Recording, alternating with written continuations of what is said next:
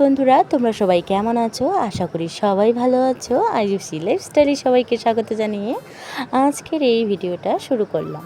তো সকাল সকাল রান্নার ভিডিওটাই তোমাদের সঙ্গে শেয়ার করলাম, যেহেতু খুবই গরম দিয়েছে। বেশি ভিডিও কিন্তু আমি করতে পারিনি। 5 মিনিটের মতো ভিডিও করে তোমাদের সঙ্গে শেয়ার করার আমার কিন্তু আনন্দই আলাদা। তো যাই হোক, সকাল সকাল আমি রান্না করছি ঝিঙে, আলু, কোয়াশ দিয়ে একটা তরকারি, তারপরে ঢেঁড়সের ভাজা। এদিকে কিন্তু গোয়ালা কাকু গাই বানাতে চলে আসলো, তার জন্য কিন্তু দৌড়ে বালতি নিয়ে চলে গেলাম গোয়ালা কাকুর কাছে দুধ বানাতে। তো যাই হোক, এদিকে গরুরও তো শরীর ভালো নেই, 2টা গরুরে আসলে জ্বর ধরেছে, তার জন্য কিন্তু বেশি দুধও দেয় না, একটুর মতো দুধ হয়, ওটুকুই কিন্তু মেয়ের খাওয়ার জন্য রেখে দেওয়া হয় চা করার জন্য। তো যাই হোক, গরু বানানো গাই বানানো তো আমার হওয়ার কমপ্লিট, মানে হয়ে গেছে।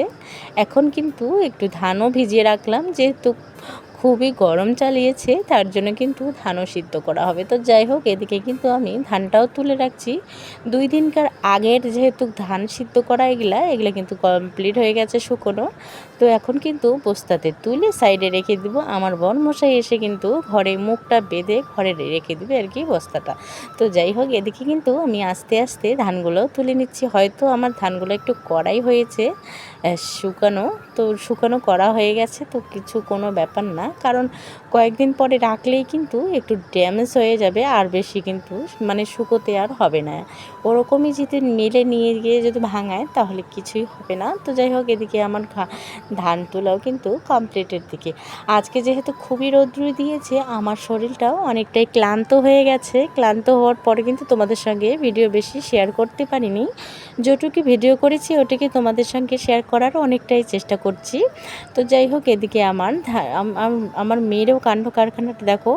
ওর শরীর যেহেতু একদমই ভালো নেই, তার জন্য কিন্তু ওকে নিয়েই আমার সংসারের সমস্ত কাজ বাজ করতে হয়।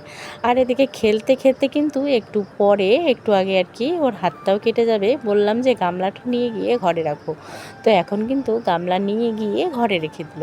এখানে কিন্তু 30 কেজির মতো ধান রয়েছে, 30-40 কেজি এরকমই হতে পারে।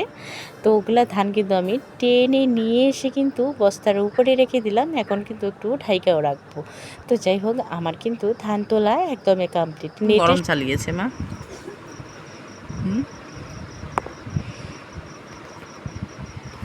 আজকে খুবই গরম চালিয়েছে।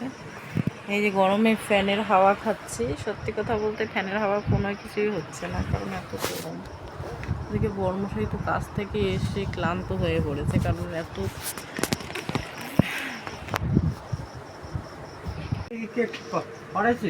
দোকানে যাওয়ার জন্য পাগল হয়ে গেছে। তো এত গরমের মধ্যে এত রাতে তো যাওয়া হয়, কেক নিয়ে আসে। চুপ করে থাকছে আর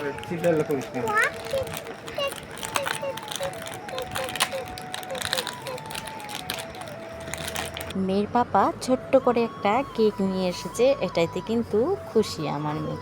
তো যাই হোক, এদিকে আমি করলা কিন্তু ভেজে নিচ্ছি, হলুদও একটুর মতো দেওয়া হয়েছে, আর হলো তেল দিলাম। তেল মানে একটু দিয়েছি, তেল হলুদ একদমই মশলাপাতি কম কম করে রান্না করেছি। কারণ কি বলো তো বন্ধুরা, এদিকে তো গরম, এই গরমের মধ্যে যদি আমি বেশি মশলাপাতি দিয়ে খাবারটা খাই তাহলে কিন্তু খুবই অসুবিধা হবে। কারণ বাচ্চাকে তুমি সিম্পলভাবে যদি যত কিছু সিম্পল করে খাওয়াতে চাও, তো এত গরমে ততই কিন্তু ভালো। কারণ এত আমি রিস্ক নিতে চাই না, কারণ একটুতেই তো পেট খারাপ হয়ে যায় মেয়ের। তার জন্য আমি সিম্পল করে রান্না করেছি। তো যাই হোক, এদিকে কিন্তু কলের পরে থালও নিয়ে আসলাম, এক গাদা থাল নিয়ে কিন্তু মাঝামাঝিও শুরু করলাম, যেহেতু টিফিনে ভাত নিয়ে গেছে।